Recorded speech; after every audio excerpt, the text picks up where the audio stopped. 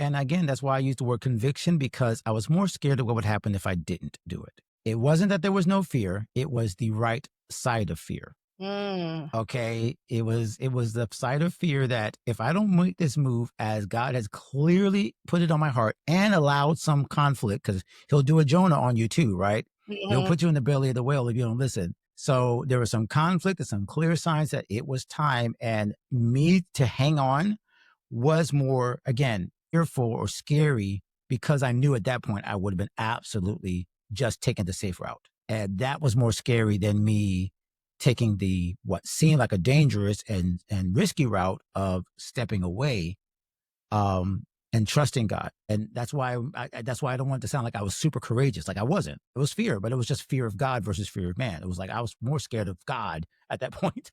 So that's the fear that motivated me to do what it ultimately turned out to be, what his ultimate will was for me, which was step away from full-time ministry, start playing. 3 days later, I landed in the church that now is my church. And a lot of people would say, "Oh, he planned it all along," but I didn't. I literally left with no job.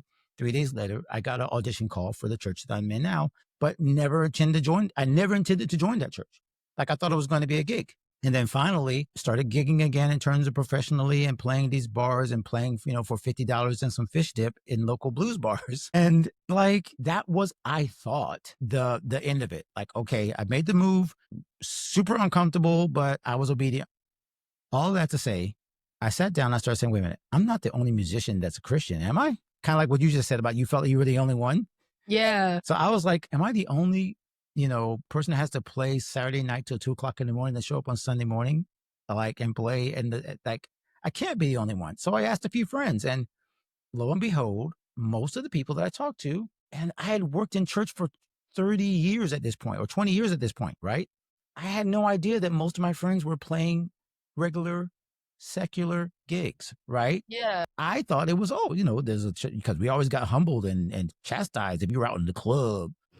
So Yeah. I was stunned when I started talking to everyone and realized, and again, remember, this is pre big social media, right? So it was before everybody was posting. And it was like, oh, no, yeah, we're all playing these tours and we're all doing these gigs. And we also play at church because we love God. And we just don't talk about it that much because people don't understand. And they will, say that we're going to hell in a handbasket.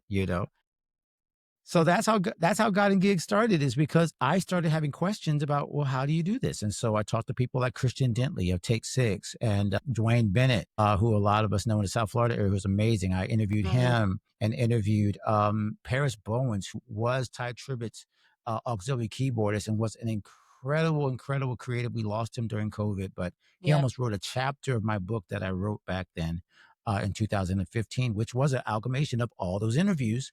And right after I wrote the book, again, kind of with no plan, just say, here's how successful musicians succeed without sacrificing their faith. These are the interviews I did. Here are the 7 principles I learned. And that was the beginning of it. And then a viral post that I did got almost 50,000 views in 3 days. And it was like, this is real. People need to read this.